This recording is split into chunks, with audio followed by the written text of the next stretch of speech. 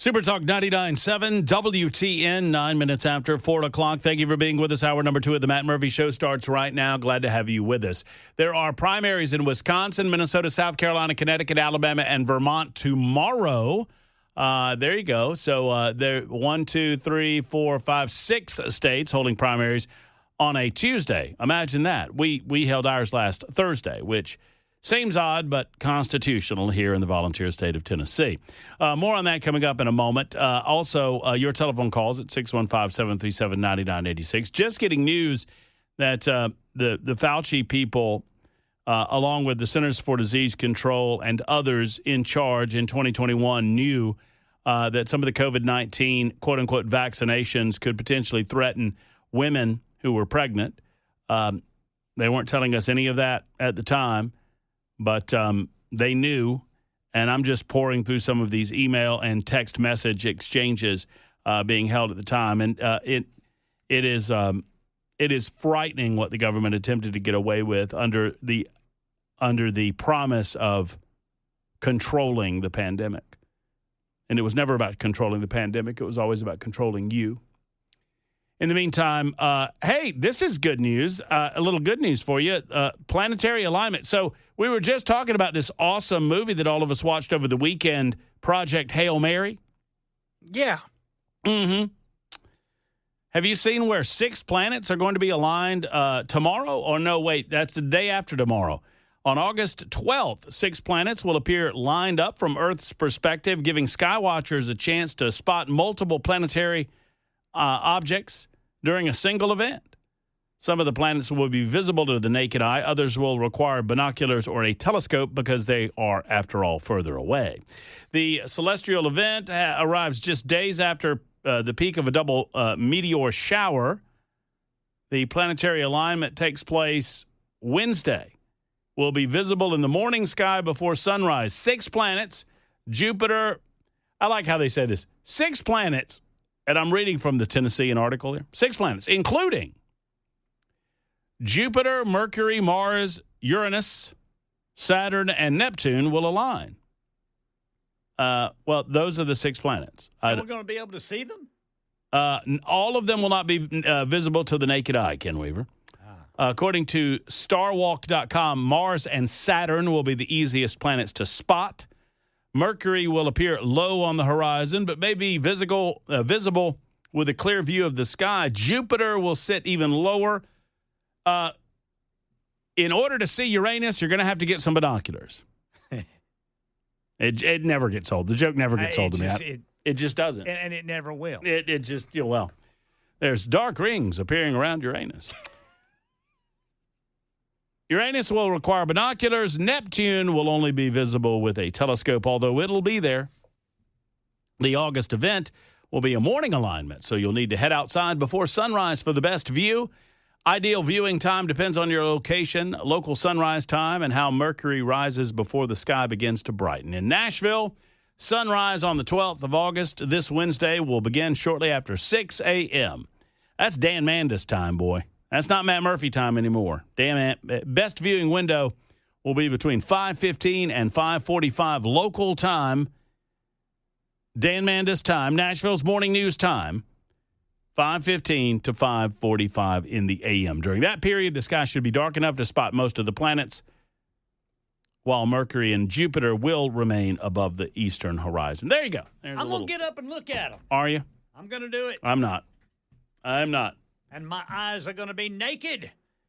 That means that you will not see Uranus. That might not be a bad thing. Nor Neptune. I was about to make a joke about you probably seen that enough, so you don't need to see. You don't need to see that anymore. But no, it's pretty cool. That's pretty cool. So if you are a stargazer, you've got that on the horizon. In the meantime, we got this on the horizon. A lot of business owners are saying that they're having to shut down or they're having to consider shutting down in Nashville. And the leadership in Nashville, Tennessee don't seem to care. We're going to find out if our state leaders care any bit. We'll talk with John Rich about this coming up in just a moment. Downtown business owners like Barrett Hobbs Also at the meeting, he said if businesses continue to close, Nashville and the state will lose a major source of tax revenue. I've been talking to you guys about this for a while. I call it the goose that lays the golden eggs. Are we going to kill said goose for temporary gain and long-term sacrifice? Freddie O'Connell doesn't seem worried about any of this. Freddie O'Connell, he's trying to carve out exceptions. Oh, we need to create a zone of exceptions where this business gets an exception to the property tax increases, but these other businesses don't. This resident is a winner. This resident is a loser. That doesn't sound too good to me. Maybe just admit that you made a mistake going up on property taxes in the manner that you did, and despite what he tries to confuse the people with, ultimately your cost on your property went up in Davidson County, and they knew that it did. Because of these sky-high assessment increases, they went down marginally on the overall rate, but they know that the overall tax burden went up on the citizens. And they know that. And it did not have to be that way. They could have levelized it in a way where it did not go up, but they chose not to do that. They chose to go up on your taxes, especially if you're a business owner in Davidson County. Well, John Rich is a business owner in Davidson County. And he's concerned, as well he should be.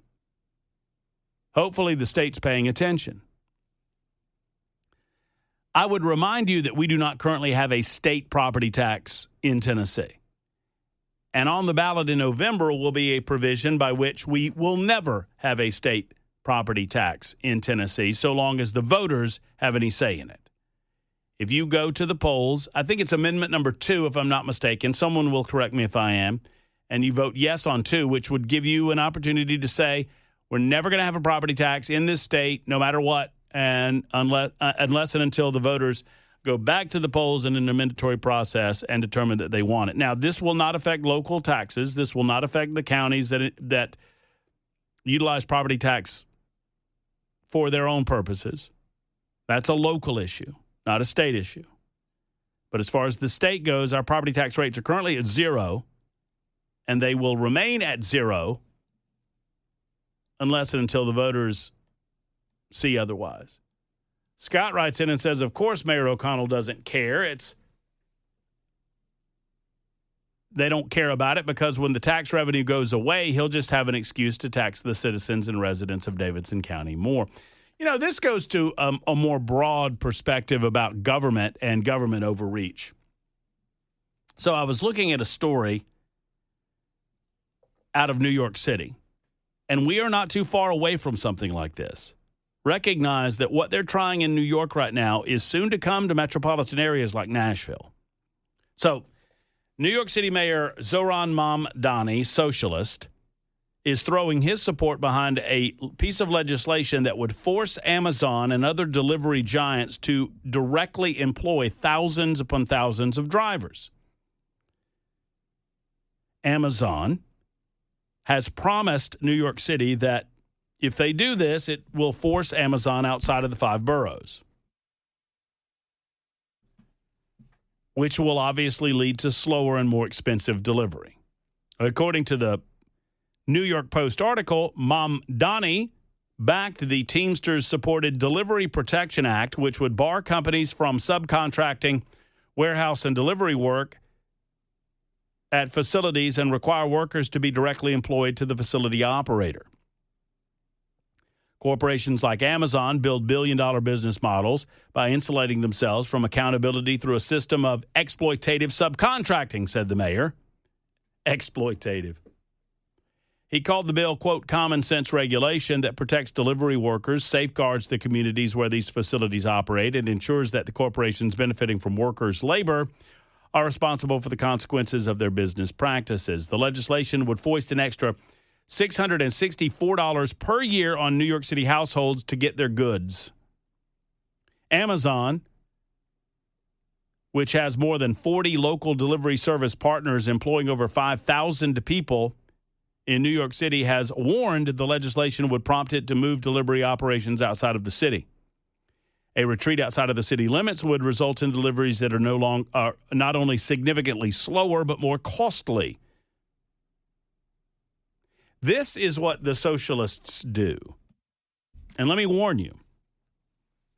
What have I said about Nashville? And I want to tie these two stories together. Nashville, Tennessee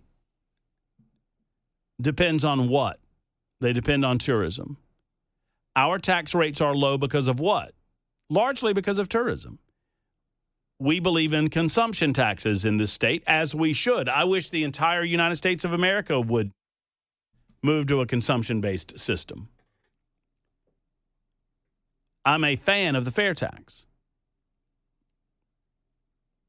If you don't know a lot about the fair tax, look it up, fairtax.org.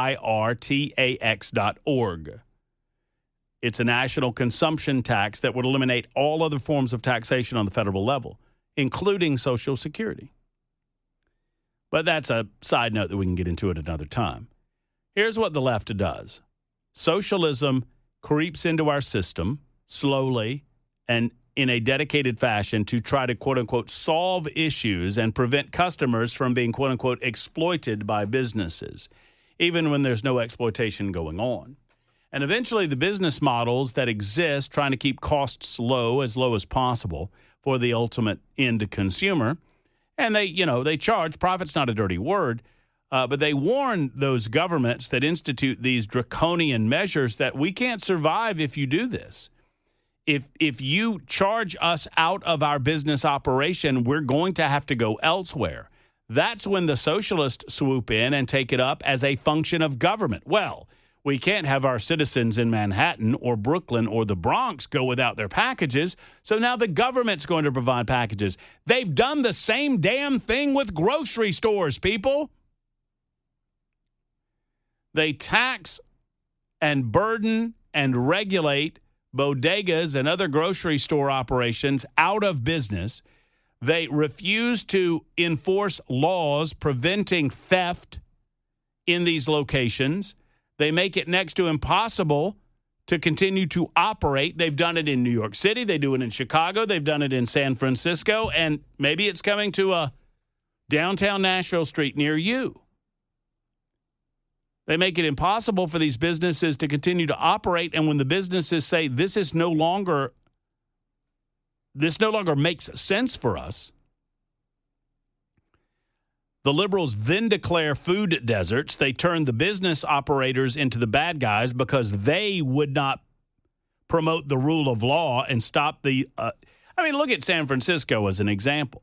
Remember when California decided that they weren't going to prosecute thefts under $1,000? I don't know if it was California or San Francisco. It was one of the two.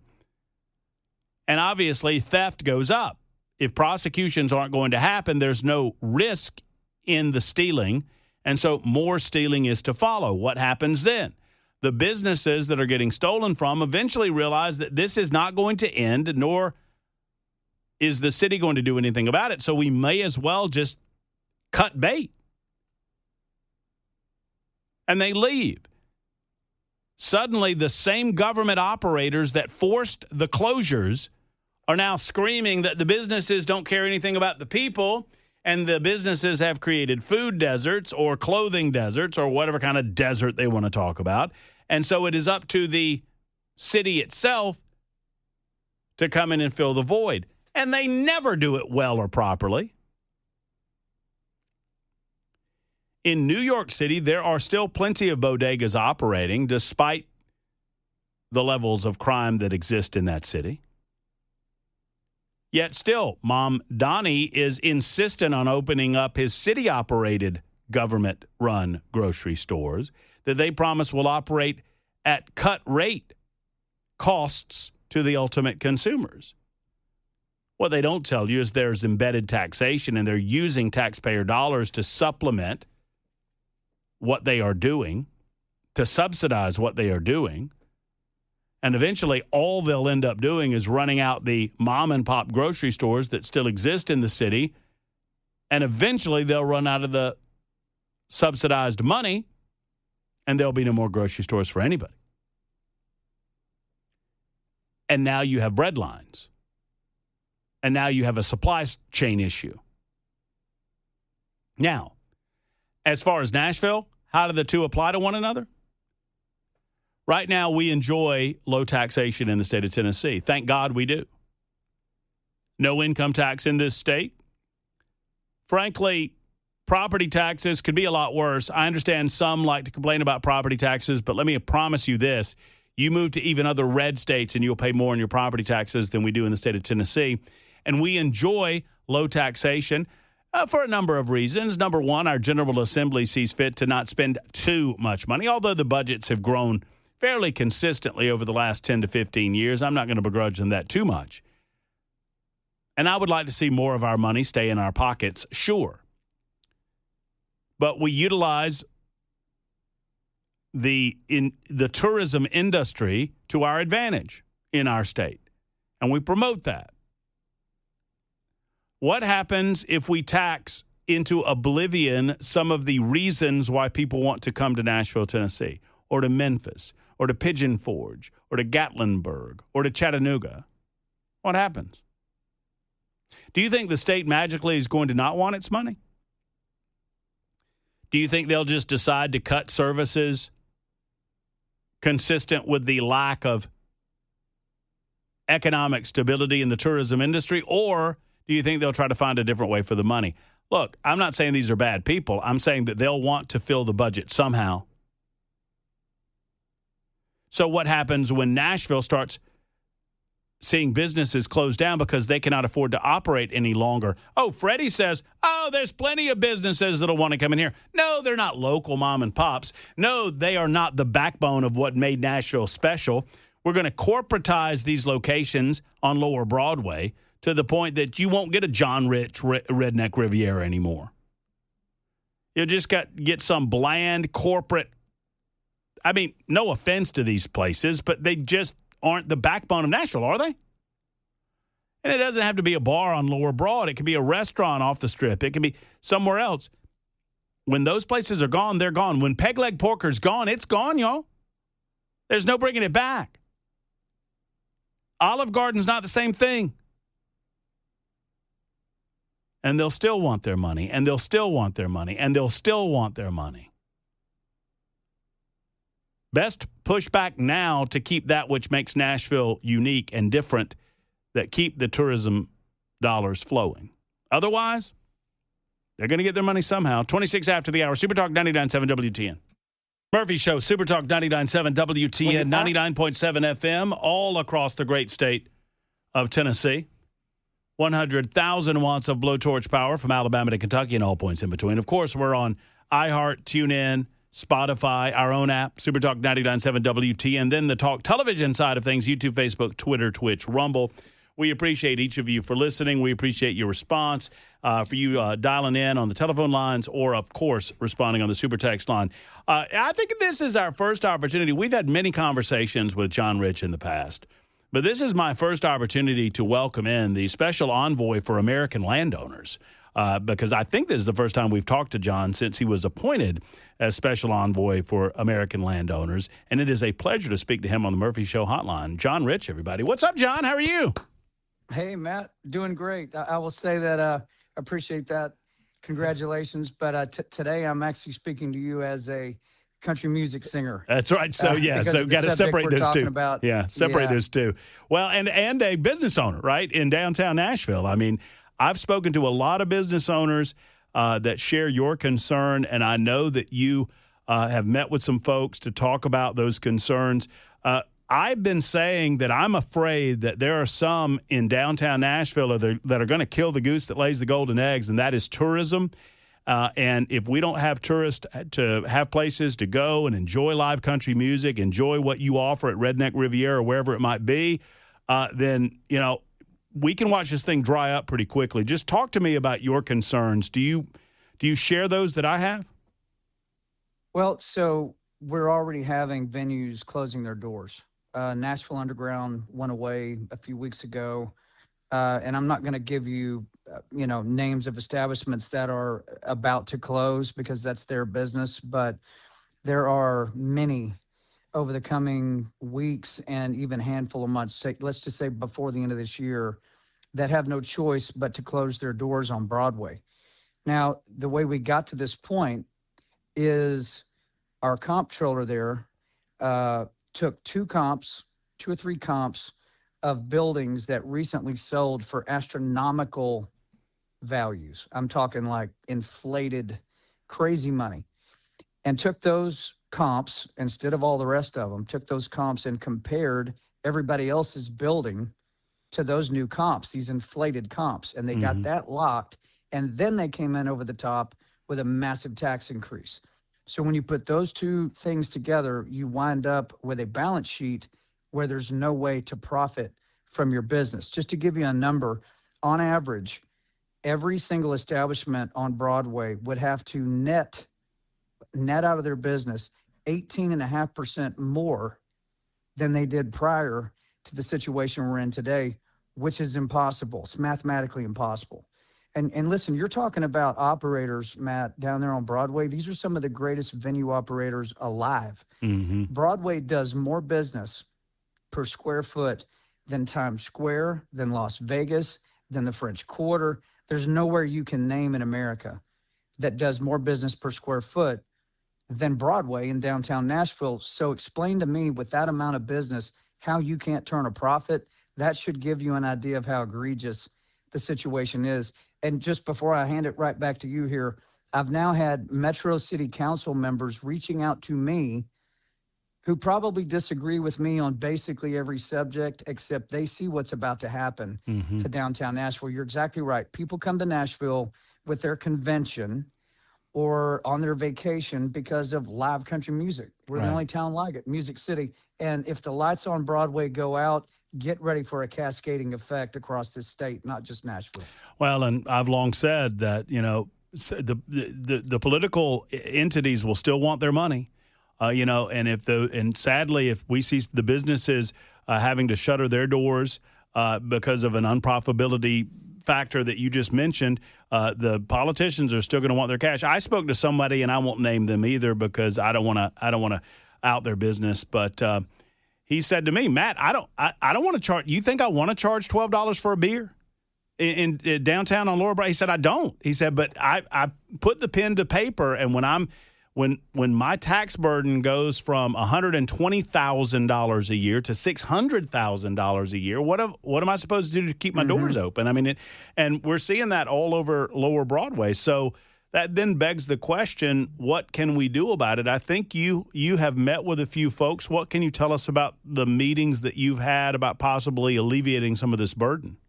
So I'll give you a little bit of math before I go into who we met with. So the tax dollars generated down on Broadway through all those live music venues winds up in the state of Tennessee. A lot of it goes into the actual state. So the school system, first responders, all kinds of things that are very critical to our state.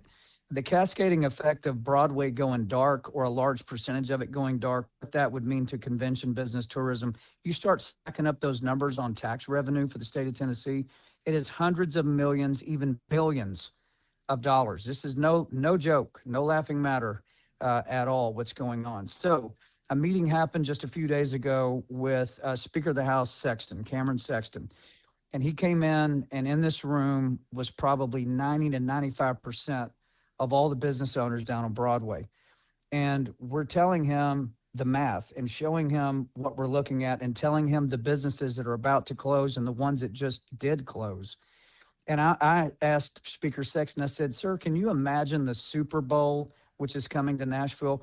The Super Bowl on worldwide TV, and you look down Broadway and there's only about 20 to 30% of the neon signs still turned on.